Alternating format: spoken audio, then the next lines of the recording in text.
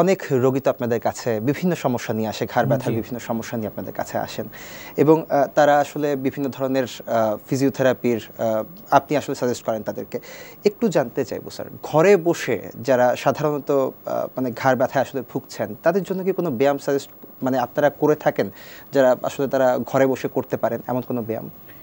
হ্যাঁ, আমরা এই জায়গাটাই একটু মানে একটা জিনিস সাধারণ দর্শকের উদ্দেশ্যে বলতে চাই যে এমনি একটা সাধারণ সুস্থ মানুষ কিছু এক্সারসাইজ করতে পারে, সেইগুলোকে আমরা থেরাপিউটিক এক্সারসাইজ বলি না, এগুলোকে বলি অ্যারোবিক এক্সারসাইজ।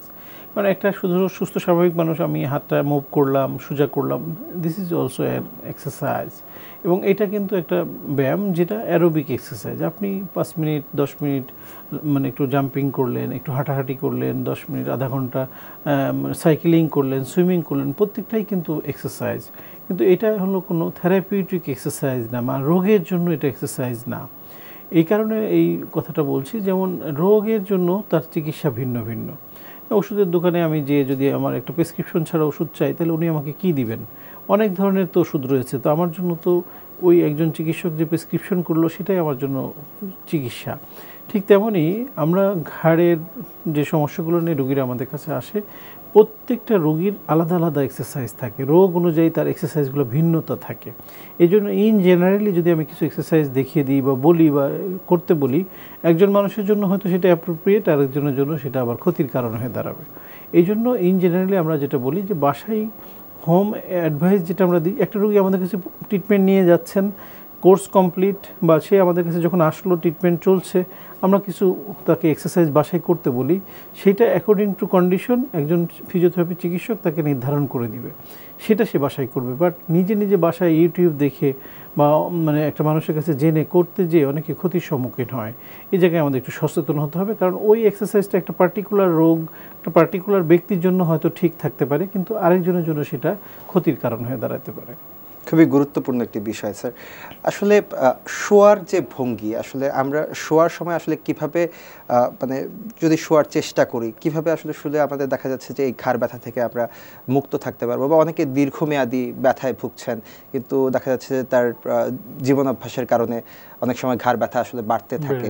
শোয়ার অভ্যাসটা আসলে কেমন হওয়া উচিত স্যার? খুবই গুরুত্বপূর্ণ, এটা আমাদের প্রত্যহিক জীবনের একটা গুরুত্বপূর্ণ বিষয়, কারণ আমাদের তো শুতে হবে, আমাদের ঘুমানোর জন্য একটা প্রস্তুতির ব্যাপার আছে। আমরা যেটা সবসময় সাজেস্ট করি, একটা ফার্ম ম্যাট্রেস হবে, মানে একটা শক্ত বিছানা, এবং শোয়ার ক্ষেত্রে বালিশের ব্যবহারটা ঘাড়ের ব্যথার রোগীদের জন্য খুব গুরুত্বপূর্ণ। যেমন আমরা অনেক সময় খুব ডাবল বালিশ ব্যবহার করি, সেটা আমাদের ঘাড়ের যে একটা কার্ভ থাকে এটা স্ট্রেট হয়ে যায়। আবার যদি খুব পাতলা বালিশ ব্যবহার করি, সেই ক্ষেত্রেও কার্ভাচারটা স্ট্রেট হয়ে যায়। এই জন্য আমরা বলি একটা মধ্যম সাইজের বালিশ, অর্ধেকটুকু মাথার নিচে, অর্ধেকটুকু ঘাড়ের নিচে, একটা ঘাড়ে যে কার্ভ আছে কার্ভটা যেন মেনটেন হয়, কার্ভটা আমাদের জন্য খুবই জরুরি।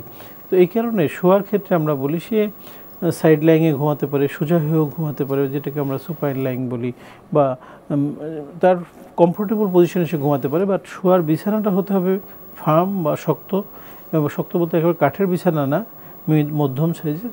আর বালিশটা হতে হবে একটা মধ্যম সাইজের বালিশ, যেটা আমাদের ঘাড় পর্যন্ত যেন সাপোর্ট থাকে।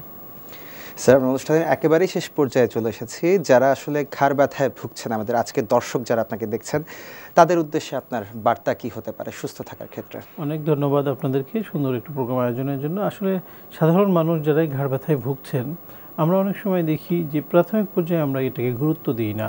একটা সময় যে পেইনের সিভিয়ারিটি অনেক বেড়ে যায়, ব্যথাটা ঘাড় থেকে হাতের দিকে চলে আসে, হাত ঝিনঝিন অবশ, হাতটা ভারী হয়ে যাচ্ছে, এবং ব্যথার কারণে হাতের মুভমেন্ট কম করতে করতে হাতের মাসেল ওয়েস্টিং হয় বা শুকিয়ে যায়, শোল্ডার জয়েন্টগুলো স্টিফ হয়ে যায়। যখন আমাদের কাছে আসে তখন তার এইখান থেকে মুক্তি পেতেও কষ্ট হয়, ইকোনমিক কষ্ট যেমন হয়, শারীরিক কষ্ট হয়, এবং তার কর্মঘণ্টাও নষ্ট হয়। তো এই জায়গাটায় আমরা সচেতন হব, যে কোনো রোগেই অল্প বা সামান্যতেই যদি আমরা চিকিৎসকের পরামর্শ নিই, রোগটাকে যদি ওই সামান্যতেই সেরে ফেলার চেষ্টা করি, তাহলে এই ভয়াবহতার দিকে আমরা যেতে হবে না। এই জায়গাটায় যেন আমরা সবাই সচেতন হই, এবং যে কোনো ব্যথাই, ঘাড় ব্যথা হোক, কোমর ব্যথা হোক, হাঁটু ব্যথা হোক, আমরা সেটাকে ইগনোর না করে ব্যথানাশক ওষুধ দোকান থেকে নিজে নিজে না খেয়ে অবশ্যই একজন চিকিৎসকের পরামর্শ নিব। অসংখ্য ধন্যবাদ স্যার আপনাকে। আশা করছি আপনার আজকের আলোচনা থেকে আমাদের দর্শকরা কিছু জানতে ও বুঝতে পেরেছেন। জি, আপনাকেও ধন্যবাদ। প্রিয় দর্শক, ঢাকা সিটি ফিজিওথেরাপি হাসপাতাল নিবেদিত ব্যথামুক্ত সুস্থ জীবন শুধুমাত্র একটি অনুষ্ঠান নয়, এটি একটি সচেতনতার যাত্রা। আপনার শরীরের প্রতি যত্ন নিন, প্রয়োজনে বিশেষজ্ঞের পরামর্শ নিন। আজকের মতো এখানেই শেষ করছি। আবার দেখা হবে পরবর্তী পর্বে নতুন কোনো স্বাস্থ্য বিষয়ক আলোচনা নিয়ে। ততক্ষণ ভালো থাকুন, সুস্থ থাকুন, নিরাপদে থাকুন। শুভ কামনা সবসময়। সার্বক্ষণিক খবর জানতে ভিজিট করুন ntvbd.com, সাবস্ক্রাইব করুন আমাদের ইউটিউব চ্যানেল NTV নিউজ এবং সবশেষ আপডেট পেতে ফলো করুন NTVর ভেরিফাইড ফেসবুক পেজ।